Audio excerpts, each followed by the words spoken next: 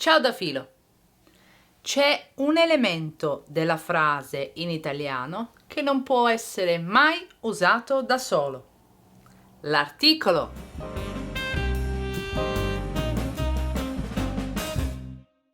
Ben ritrovati carissimi. Oggi parliamo degli articoli in maniera diretta e semplice. Vediamo. Gli articoli determinativi sono specifici. Femminile, singolare, la. Si usa davanti ai nomi che iniziano con consonante. E la forma L apostrofo si usa davanti ai nomi che iniziano con vocale. Il plurale di la e L apostrofo è le.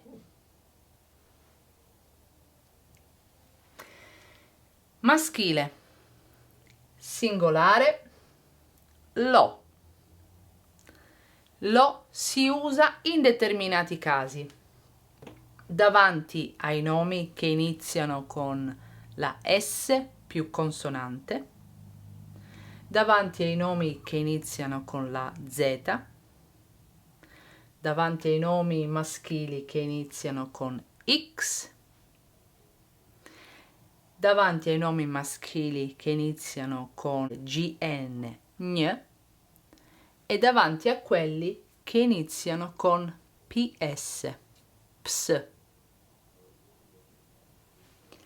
Anche al maschile c'è la forma L apostrofo, che si usa davanti ai nomi maschili che iniziano con vocale. Il, la terza forma è il. Il si usa in tutti gli altri casi e quindi nella maggior parte dei casi, davanti ai nomi che iniziano con consonante. Il plurale di lo è L apostrofo e gli, mentre il plurale di il è i. Facciamo alcuni esempi. La casa, l'aragosta, le case, le aragoste. Lo scoiattolo, lo zaino, lo xilofono, lo gnomo, lo psicologo.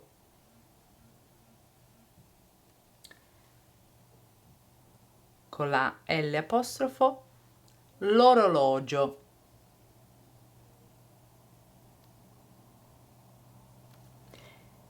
il libro, plurale, gli scoiattoli, gli zaini, gli xilofoni, gli gnomi e gli psicologi, gli orologi, i libri. Vediamo adesso gli articoli indeterminativi, che sono generici. Femminile, singolare, una,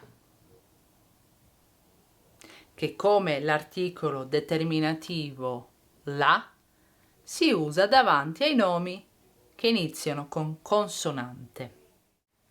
La forma un apostrofo si usa davanti ai nomi che iniziano con vocale. Il plurale è delle. Maschile, singolare, uno, che come abbiamo visto per l'articolo lo, si usa in questi determinati casi. La forma un apostrofo si usa davanti ai nomi maschili che iniziano con vocale. È un in tutti gli altri casi, davanti ai nomi che iniziano con le altre consonanti. Il plurale di uno e un apostrofo è degli. Il plurale di un è dei. Vediamo alcuni esempi. Una rosa. Un'amica. Delle rose. Delle amiche. Uno studente.